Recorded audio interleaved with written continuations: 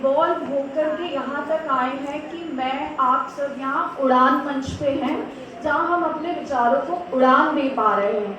तो इस बात से आप सब सहमत करेंगे कि मेरी मम्मी, मेरी दादी, हम सबकी नानी, उन्हें कभी मौका नहीं मिला है कि वो भी आए अपने विचार व्यक्त करें किसी टॉपिक को लेकर के। और मुझे नहीं लगता कि तब घरों में भी ऐसा होता होगा कि महिलाओं के विचारों को बहुत महत्व दिया जाता होगा। आप जननी हैं, पति जननी नहीं होता है। बायोलॉजिकली इसका यानी आप सब बड़े समझदार हो, लेकिन जो जननी होती है वो दर्द को झेलती है। अगर उस दर्द को आपने एनकैश कर लिया अपने लड़की पर, तो आपको लड़की पर ही करना चाहिए।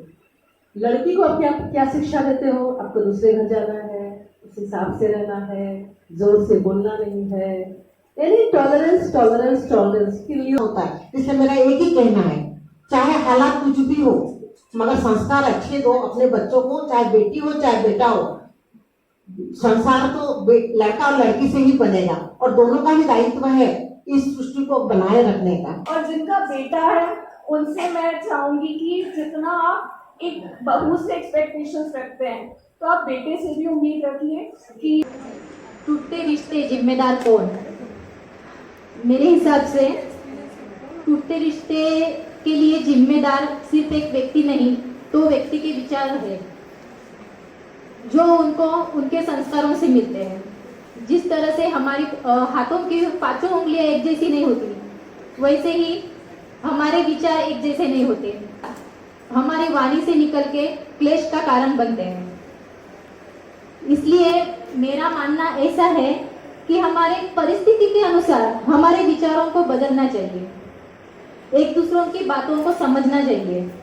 उसी से क्लेश दूर होंगे, कम होंगे और घर में शांति बनी रहेगी। माँ बाप है डरे डरे, वृद्धाश्रम भरे भरे। जीवन परिवार की ओर बढ़ क्यों रहे हैं?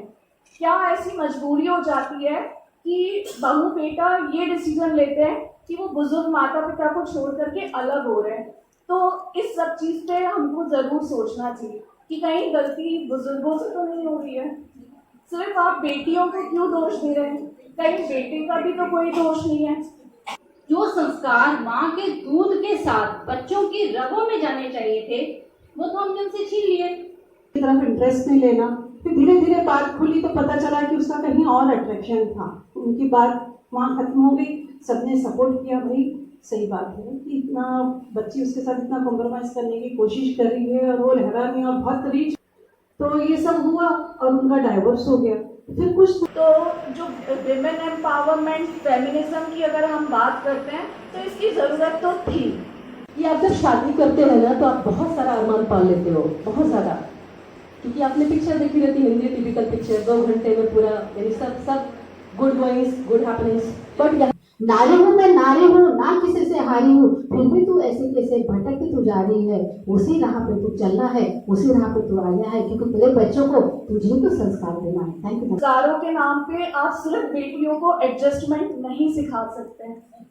आपको जब माँ बाप की संपत्ति में स्त्री को, लड़की को बराबरी का हक चाहिए और आप दे भी रहे हर कोई माँ बाप, तो बेटे ने बहू ने ही क्यों सेवा करना? क्यों बेटी नहीं बोलती कि मेरा भाई अगर सेवा नहीं करता मेरे माँ बाप की तो मैं अपने घर ले जाती हूँ, मैं सेवा करती हूँ?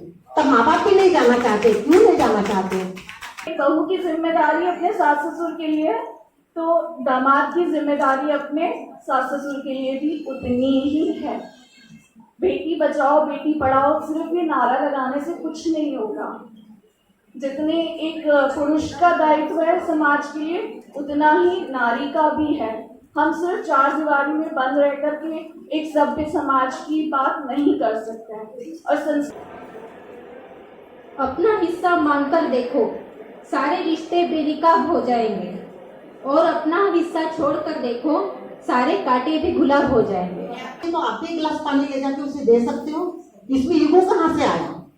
अरे आप हैं, उससे ज्यादा वो प्यारी होगी। क्यों?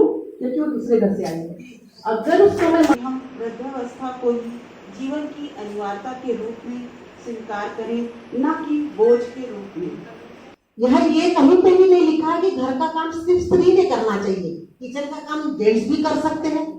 देश में कोई वृद्धाश्रम, मनोरुग्णालय और अनाथाश्रम की संख्या बड़े प्रमाणों पर होती है, वहाँ की जनता का शारीरिक और मानसिक स्वास्थ्य ठीक नहीं रहता। पहले संयुक्त परिवार में सहनशीलता, आदर, संस्कार या सहयोग जैसे अमूल्य गुण सहज ही हमारे चरित्र में शामिल हो जाया करते थे। एक साइड की चीजें नहीं होती है। अगर सास ने आपको कुछ बोला तो आपने भी पलट के बोला होगा, तब बातें बढ़ती है। ऐसा नहीं है। अब एक आधी 2% होता होगा तो उसको हम काउंट नहीं करें, पर मेजोरिटी में जो लड़की ऐसी परिस्थिति रहती है उस हिसाब से अगर आप एडजस्ट करते हो तब तो आप एकदम आइडियल डॉटर इन लॉ कहलाते हो।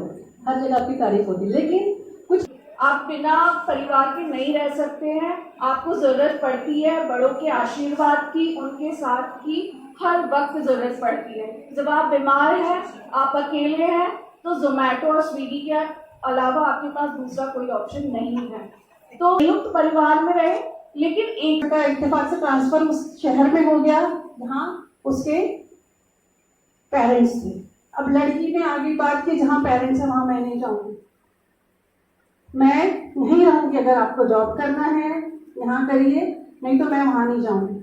अब इस बात पे ये हो गया कि लड़की आके पेरेंट्स के घर में बैठ गई। अब जब मुझसे डिस्कशन हुआ तो मैंने उन्हें ये सजेशन दिया कि सिर्फ एक जॉब यानी एक पेरेंट्स है, इस वजह से हम अपने बच्चे की जिंदगी क्या तबाह कर देंगे। हमको सिर्फ अगर आज ये बच्ची हमारे घर में आएंगी तो हमारा भी जो बच्चा है आगे चल के जब उसकी शादी होंगी तो वो लड़की भी यही डिमांड करेंगी। तो इससे क्या होगा, एक घर, दूसरा घर, तीसरा घर, सब लाइन से दबा होने शुरू हो जाएंगे। यहाँ मुझे हुआ था तो मुझे याद है कि मेरे बच्चों ने मेरी सेवा की है। बेटा हो, बेटी हो, जिसके भी बच्चे हैं, आगे फैमिली है, तो उनको जब तकलीफ होंगी तो उनके बच्चे उनकी सेवा करेंगे। जब आप अपनी बच्चों की जिंदगी बर्बाद कर कर उनको अकेला कर दे रहे हो तो फिर उनके आगे चल के जिंदगी में कुछ होगा तो उनका कौन करेगा, उनको वृद्धाश्रम ही जाना है। तो इसलिए मेरा ये कहना है कि पेरेंट्स को भी जो मदर है खास तौर से, अगर अपने को जो अपने बच्चों के लिए ज्यादा मोहब्बत है, वो मोहब्बत हमारी जहर ना बन जाए। अगर एक सभ्य समाज, एक विकसित समाज चाहिए तो एक बेटी का सशक्तिकरण होना, उसका भी एक अस्तित्व होना, उसका एक उड़ान भरना अपने सपनों का, वो भी जरूरी है। तो संयुक्त परिवार अगर चाहते हैं हम सब, तो बीइंग मदर इन लॉ मुझे अपनी बहू को पूरा सपोर्ट करना है ताकि वो अपने सपनों को छू सके।